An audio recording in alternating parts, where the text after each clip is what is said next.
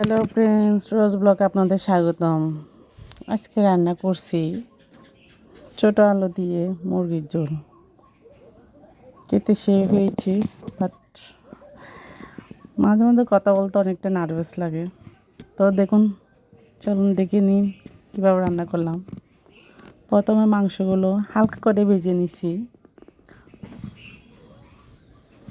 এই যে ছোটো ছোটো করে পিস করলাম, অনেকে বড় করেই করে।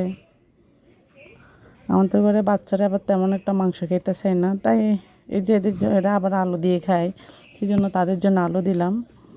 মাংসটা ভালো মতো একটু হালকা করে ভেজে নিব, পুরোটা কিসমি করে ভাজবো না, যেহেতু দিয়ে রান্না করব আলু দিয়ে।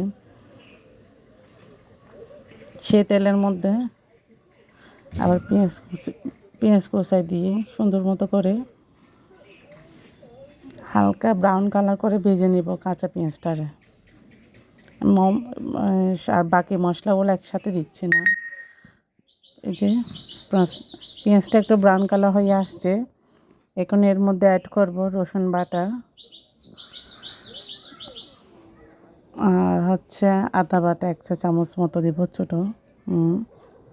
তারপর দিয়ে দিব এখন গরম মশলার গুঁড়া 2 চামচ মতো। এগুলো কিছুক্ষণ আবার তেলের মধ্যে ভালো করে নাড়াচাড়া করে নিব। যতটুকু সম্ভব তেলের মধ্যে একটু চুলের আঁচটা কমিয়ে নাড়াচাড়া করে এখন দিয়ে দিব হলুদের গুঁড়ো 1.5 চামচ। তারপর মরিচের গুঁড়ো দিছি 1 চামচ, লাল মরিচের গুঁড়ো দিছি 1 চামচ। এখন দিব 1 চা চামচ মতো দিছি কাঁচা মরিচ বাটা। ঝালটা যেভাবে যতটুকু খাই সেভাবে দিবে, যেহেতু আমাদের ঘরে লাল মরিচের মধ্যে ঝালটা কম আছে, সেই জন্য আমি একটু কাঁচা মরিচ বাটা দিলাম। তারপর একটু সামান্য পানি দিয়ে এগুলো একটু কষিয়ে নিব, একটু নাড়াচাড়া করে নিই। তারপর লেগে যাচ্ছে, যেটা পানিটা দিয়ে দিলাম অল্প পরিমাণ, যেখানে আমি রসুন বেটে নিলাম ওই পাত্রের মধ্যে পানি নিয়ে এখন ভালো করে একটু কষিয়ে নিব।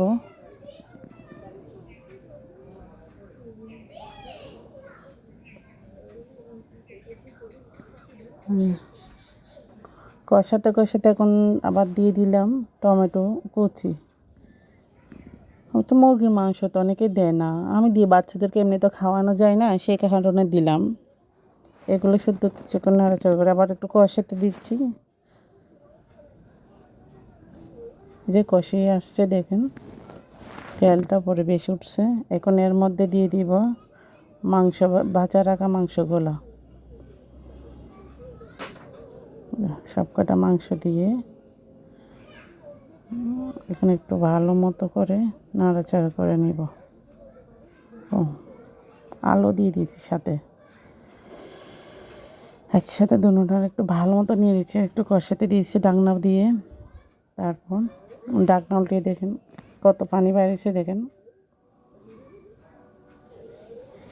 এখন আর একটু ভালো মতো করে নাড়াচাড়ে আবার ডাকনা দিয়ে দিব।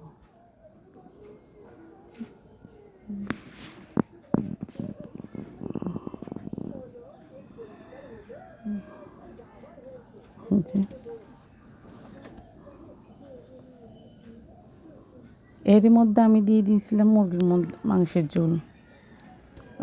জানি না ইদানিং ভিডিওর মধ্যে আমার কথাবার্তা যেন কেমন যেন হইতেছে, আর কিছু কিছু ভিডিও স্কিপ হয়ে যাচ্ছে। এই যে ঝোল দেওয়ার পর একদম ফাইনালভাবে মাংস আর আলু সবগুলো একসাথে সিদ্ধ হয়ে গেছে। একটু ঝোল রাখছি বাচ্চারা যাতে ঝোলটা খাইতে পারে, ওরা তো মাংসটা খায় না, আর আলুটা খায় আর মুরগির ঝোলটা খায়, সে কারণে দিলাম। আমি আবার ধন্যবাদ তরকারি